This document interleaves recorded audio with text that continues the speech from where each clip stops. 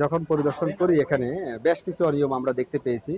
আমরা মিষ্টির শিরার তেলাপোকা ডুবে থাকতে আমরা দেখেছি। মিষ্টিতে হরেক রকমের ছোট ছোট ক্ষুদ্র ক্ষুদ্র পোকা পড়ে থাকতে দেখেছি। তেলাপোকার পাখনা এবং তেলাপোকার ডিম আমরা পড়ে থাকতে আমরা দেখেছি মিষ্টিতে। আর খাবারটা প্রসেস করে রাখতেছে একদম ফ্লোরে। এটা আসলে হওয়ার কথা না। যেখানে ফ্লোরে এই কর্মীদের পা যাচ্ছে সেখানে না রেখে বরং ট্রের উপরে তারা রাখতে পারতেন না। আর বেশ কিছু অপরিচ্ছন্নতা রয়েছে। তবে তাদের এবং প্রচুর পরিমাণ তেলাপোকা আমরা বিভিন্ন জায়গায় যেখানে আসলে চোখ যাচ্ছে না, কিন্তু এটা অন্ধকারাচ্ছন্ন একটা কুঠুরি, ওইটার ভিতরে একেবারে ছোটখাটো চিপা চাপা জায়গায় এখানে তেলাপোকা আছে। আমরা তাদেরকে দেখিয়েছি। এটা তাদের যিনি পেস্ট কন্ট্রোল করেন, এটা ওনারই দায়িত্ব ছিল এটা খুঁজে করবে। আর এখানে একটা বিষয় আমরা দেখলাম যে স্টিকার ওনারা এই দিচ্ছেন কেকে।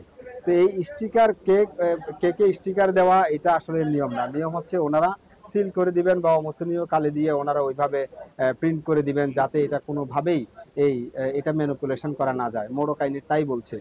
আর এটার কারণে আমরা ওনাদেরও একটা শোরুমকে আমরা এই স্টিকার উঠে আবার স্টিকার মেয়াদের স্টিকার বসানোর কারণে আমরা ওনাদের একটা শোরুমকে ইতিপূর্বে আমরা জরিমানাও করেছিলাম এবং তাদেরকে আমরা সতর্কও করেছি। তো দেখা যাচ্ছে যে সেই স্টিকারও এখনো রয়ে গেছে। স্টিকারটা খুব সহজে তুলে ফেলা যায়।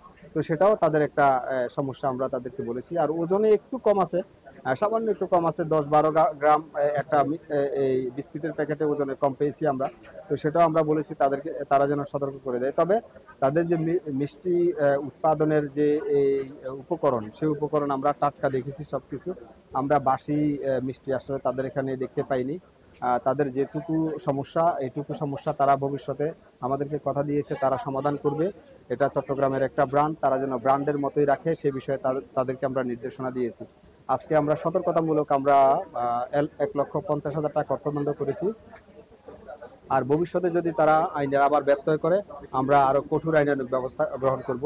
তবে একটু বলে রাখি, ইতিপূর্বেও আমরা এই প্রতিষ্ঠানে আমরা তদারকি কার্যক্রম করেছি। তবে এর আগের বার আমার যেটা স্মরণ পড়ে, আমরা আরো তুলনামূলক ভালো দেখেছিলাম।